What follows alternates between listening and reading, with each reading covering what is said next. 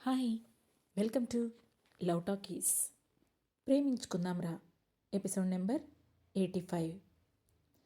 రాజేష్ చావు గురించి చెప్పిన అమ్మ బయలుదేరమ్మంటావా అని అడిగింది. హా, నేహాన్ని కూడా తీసుకొని వచ్చేయండి. ఫ్లైట్ టికెట్స్ బుక్ చేసి ఆరుకి పంపిస్తాను.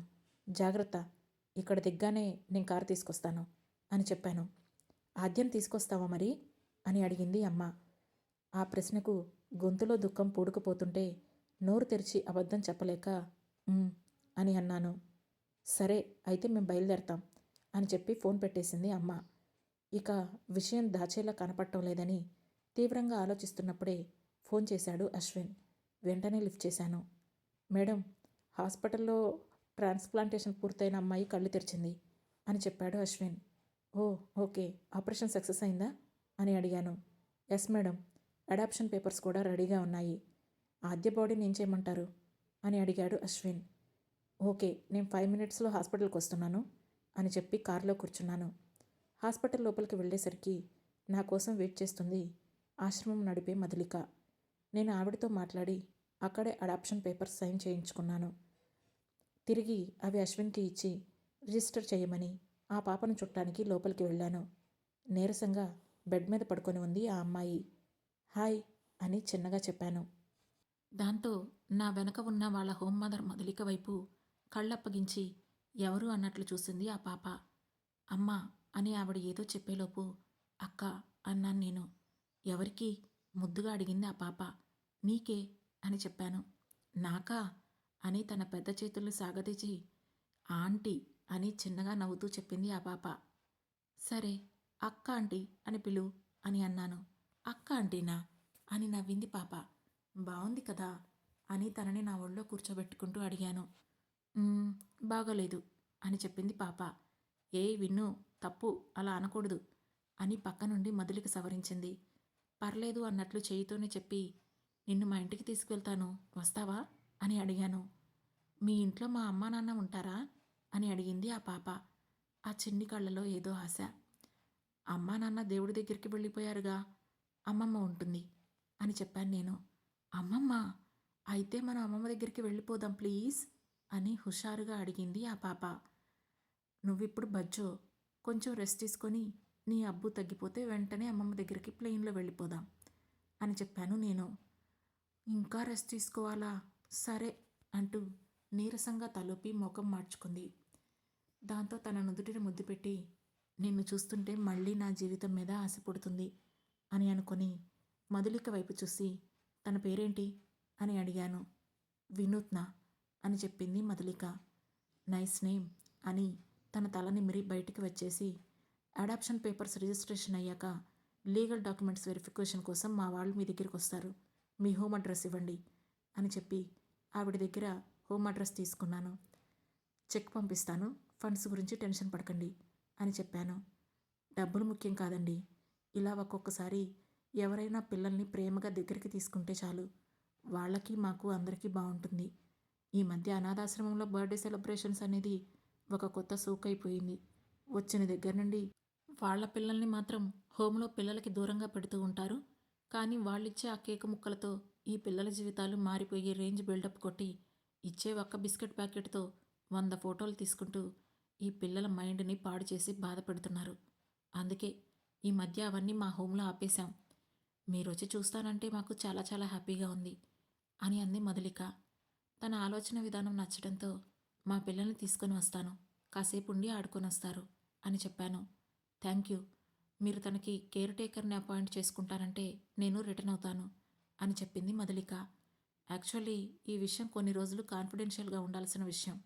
సో జస్ట్ ఒక 2-3 డేస్ మీరు కేర్ తీసుకోండి, ఆ తర్వాత నేను అన్నీ మేనేజ్ చేస్తాను అని చెప్పాను.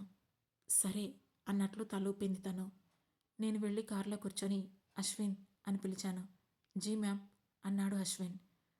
ఆ పేపర్ తీసుకొని ముందు నేను చెప్పింది రాయండి అని అన్నాను. వెంటనే పక్కనే ఉన్న పేపర్ నోట్ తీసుకొని నా వైపు చూశాడు. అప్పుడు నేను అతనితో, నా బావ చచ్చిపోయింది మీ వల్లే, ఈ రోజుతో నాకు మీరంటే అసహ్యం వేస్తుంది. మీ డబ్బు పలుకుబడి చూసే కదా ఇలా నన్ను నా బావని విడదీశారు. మీకంటే ఉన్నతమైన స్థితిలో నేనుండి అప్పుడు మీకు సమాధానం చెబుతాను, అప్పటిదాకా సెలవు అని చెప్పాను. అది మొత్తం రాసేసిన అశ్విన్, నమ్ముతారా మేడం అని అడిగాడు. నమ్మించడం తప్ప నా దగ్గర వేరే ఆప్షన్ లేదు అశ్విన్ అని చెప్పాను. ఒక ఫేక్ న్యూస్ పేపర్ ప్రింటింగ్ ఇప్పించండి, ఆద్య మిస్సింగ్ అని ప్రింట్ వచ్చేలా రేపటి డేట్తో అని తనకు చెప్పి వెనక్కి వాలి కళ్ళు మూసుకొని ఆలోచిస్తున్నాను. హా, ఐ విల్ అన్నాడు Ashwin.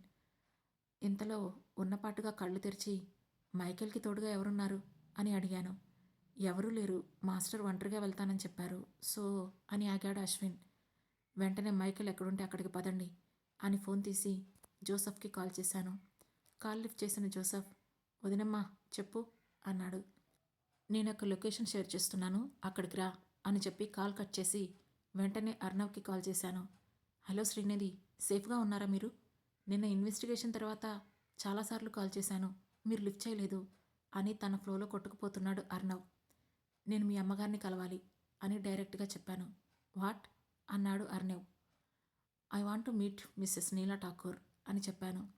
She is at home, వెళ్ళి మాట్లాడు అన్నాడు అర్ణవ్. ముఖేష్ ఠాకూర్ అని అడిగాను. ఎక్సెల్లో ఉన్నారు, పోలీస్ వారెంట్ కూడా ఉంది, సర్చింగ్ ప్రాసెస్లో ఉన్నాం అని చెప్పాడు అర్ణవ్. ఓకే, ఏదైనా లీడ్ ఉంటే నాకు చెప్పండి అని అడిగాను. ష్యూర్, యూ టేక్ కేర్, మనం మిగతా విషయాలు తర్వాత మాట్లాడుకుందాం అని చెప్పాడు అర్ణవ్. ఓకే అని కాల్ కట్ చేసి, ముఖేష్ అబ్స్కాండ్కి మనకి ఏదైనా రిలేషన్ ఉందా అని అశ్విన్ వైపు చూస్తూ అడిగాను. లేదు మ్యామ్ అని చెప్పాడు అశ్విన్.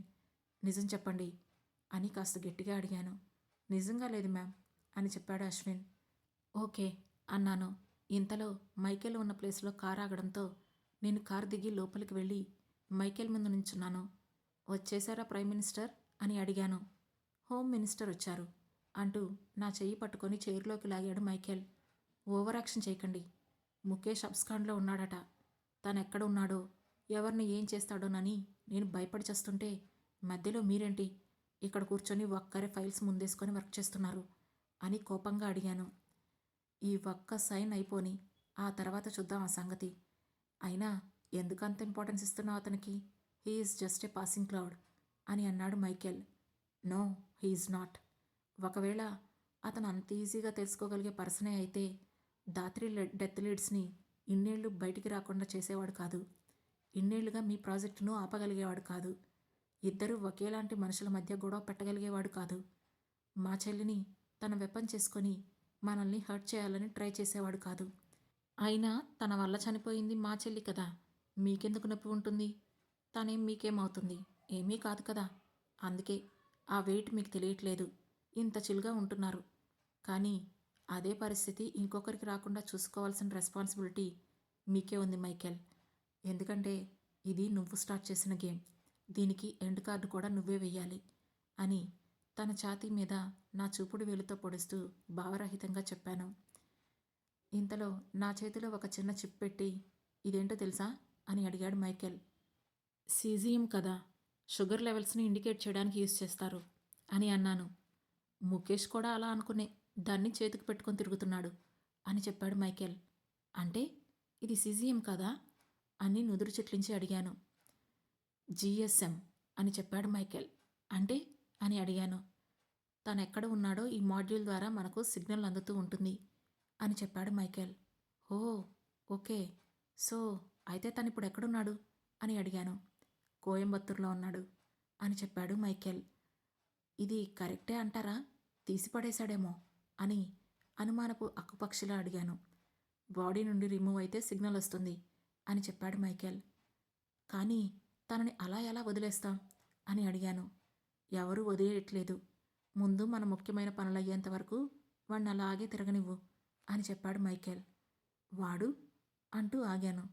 గారు అని పిలవాలా అని అడిగాడు మైకేల్. అక్కర్లేదు మహాశయ అని అన్నాను. ముందు కూర్చొని డీల్ పేపర్స్ చూడు అంటూ నా చేతికి పేపర్స్ ఇచ్చాడు మైకేల్. ఏంటవి అని వాటిని తీసుకొని చూస్తూ అందులో ఉన్న మ్యాటర్ చదివి, ఒప్పుకుంటారా అని అడిగాను.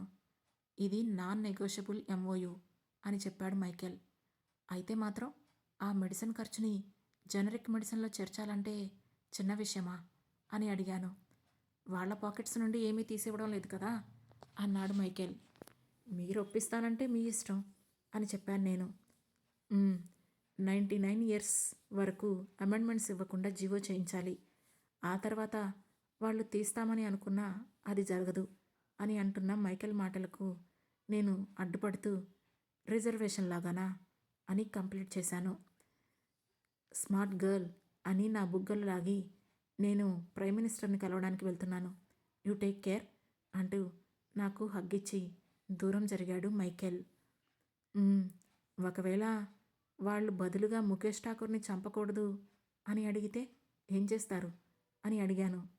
ఇన్ని రోజులు ఆగిన నాకు ఇంకొక 2 నెలలు ఆగటం తెలీదా?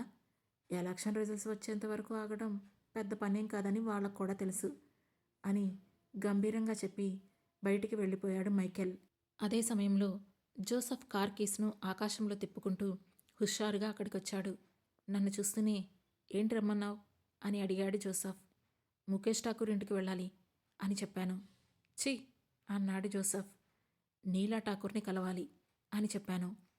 ఆవిడనే బయటికి రమ్మని చెప్పు, ఎక్కడో ఒక దగ్గర కలుద్దాం అని అన్నాడు జోసెఫ్. ఆవిడేం వస్తుంది, వాళ్ళ హస్బెండ్ ఆల్రెడీ అబ్స్కాండ్లో ఉన్నప్పుడు అని అడిగాను. అయితే దాత్రి గ్రేవ్ దగ్గరికి రమ్మని చెప్పు, అక్కడే కలుద్దాం అన్నాడు జోసెఫ్. అది కూడా కరెక్టే అనిపించి వెంటనే అర్ణవ్కి ఫోన్ కలిపాను. అతను కాల్ లిఫ్ట్ చేయగానే మీ అమ్మగారిని తీసుకొని దాత్రి గ్రేవ్ దగ్గరికి వస్తారా అని అడిగాను. దాత్రి గ్రేవ్ దగ్గరకా? ఇప్పుడెందుకు? ఆల్రెడీ ఠాకూర్ ఎస్టేట్స్లో నిన్న మీ బావ బాడీ దొరికిందని పెద్ద కేసు అయింది అని చెప్పాడు అర్ణవ్. తెలుసు, కానీ రండి మాట్లాడుకుందాం అని ఫోన్ ఆఫ్ చేసి అమర్కి కూడా కాల్ చేసి అదే ప్లేస్కి రమ్మని చెప్పాను.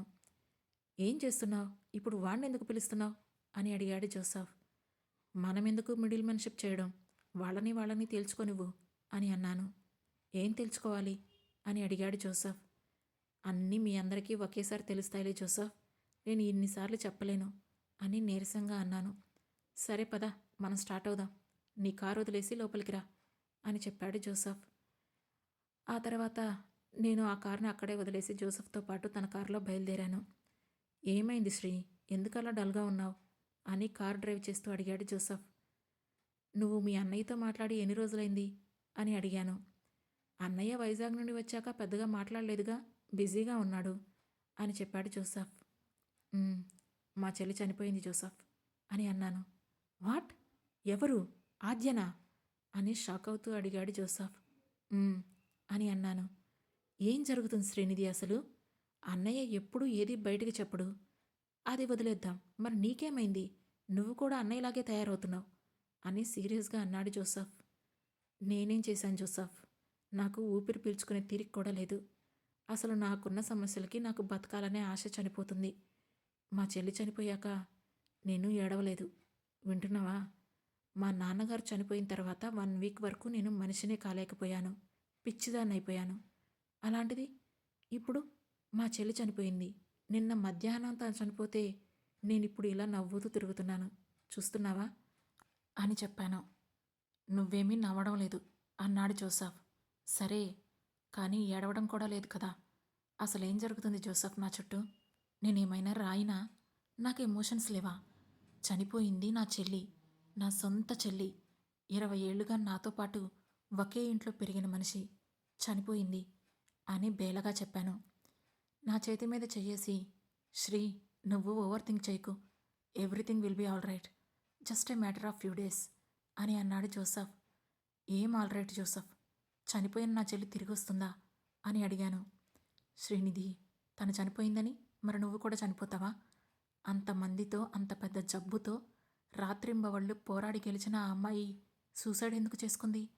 తన రోజులు అయిపోయాయి కాబట్టి. మనం చనిపోయే రోజు అనేది వస్తే మన ఇంట్లో మనం కాళ్ళు చాపుకొని టీవీ చూస్తున్నా సరే ఫ్యాన్ నెత్తిన పడి చనిపోతాం. మనం బతకాలని రాసిపెట్టుంటే శరీరం నుజ్జు నుజ్జైనా సరే బతికిపోతాం. చూస్తున్నాం కదా ఇవన్నీ. ఇప్పుడు మీ చెల్లి చనిపోయింది నీ నిర్లక్ష్యం వల్లో, నీ వల్లో కాదు, తనకి కాలం అయిపోవడం వల్ల. ఇక నువ్వు ఎక్కువగా ఆలోచించుకు. రేపు మన ఫామ్ హౌస్లో తనకి గ్రేవ్ తీయిద్దాం, తను అక్కడే ఉంటుంది నీకు దగ్గరగా అని అన్నాడు జోసెఫ్. చిన్నగా తలూపి దాత్రి గ్రేవ్ దగ్గరికి వెళ్ళేంతవరకు నేను సైలెంట్గానే కూర్చున్నాను. అప్పటికే అక్కడ ఉన్నారు అర్ణవ్, నీలా ఠాకూర్. జోసెఫ్ కారు దిగకుండా నువ్వు వెళ్ళి మాట్లాడరా శ్రీ, నేను వాడిని చూస్తూ కోపంగా ఉండలేను. అలా అని మా అన్నయ్యకి వాడు చేసిన అన్యాయాన్ని క్షమించలేను అని అన్నాడు. ప్లీజ్ జోసఫ్ రా, అక్కడ ఎవరికి ఫుల్ స్టోరీ తెలీదు. ఇప్పుడు వీళ్ళని ఇక్కడ ఆపలేకపోతే మీ అన్నయ్యకి చాలా ఇబ్బంది అవుతుంది. ఎవరం నోరు తెరిచి ఏదీ మాట్లాడకపోతే నిజాలలా బయటికి వస్తాయి అని అడిగాను. ఆ మాటతో ఇష్టం లేకుండానే వచ్చి నా పక్కన నించున్నాడు జోసఫ్. సరిగ్గా అప్పుడే లోపలికి వచ్చాడు అమర్. కూర్చుందాం అక్కడ అని బెంచెస్ చూపించాడు అర్ణవ్. ఎదురెదురుగా కూర్చున్నా మా ఎవరి మధ్య మాటలు రాలేదు. దాంతో ఇక నేనే మొదలుపెట్టాను. దాత్రిని మీ హస్బెండ్ ఎలా చంపేశాడో మీకు తెలిసి కూడా ఎందుకు ఊరుకున్నారంటీ అని నీలా ఠాకూర్ని అడిగాను. ఆ మాట వినగానే అర్ణవ్ షాక్ అవుతూ, ఏం మాట్లాడుతున్నారు శ్రీనిధి? He is my father. అతను మా దాత్రిని చంపడమేంటి అని సీరియస్గా అడిగాడు. అర్ణవ్, మీ యానిమల్ సినిమా కాసేపు అట్టే పెట్టుకోండి. ఇప్పుడు నా దగ్గర మీకు పాత వాటన్నింటి గురించి క్లియర్గా చెప్పేంత టైం లేదు. బట్ వెయిట్ చేయండి అని విసుగ్గా చెప్పి నీలా ఠాకూర్ వైపు చూశాను. తెలుసు అని చిన్నగా చెప్పింది నీలా ఠాకూర్. తెలిసి కూడా ఎలా ఊరుకుంటున్నారండి? ఆ అమ్మాయి మీ అమ్మాయి. కనీసం జాలి కలగలేదా తన మీద అని అడిగాను. దాత్రి ఎలా చనిపోయిందో బయటికి వస్తే ఫ్యామిలీ పరువు పోతుందని బయటపడలేదు అని చెప్పింది నీలా ఠాకూర్. వాట్? నీకు తెలిసి కూడా చెప్పలేదా మమ్మీ? అంటే ఇక్కడ పిచ్చివాణ్ణి నేనేనా?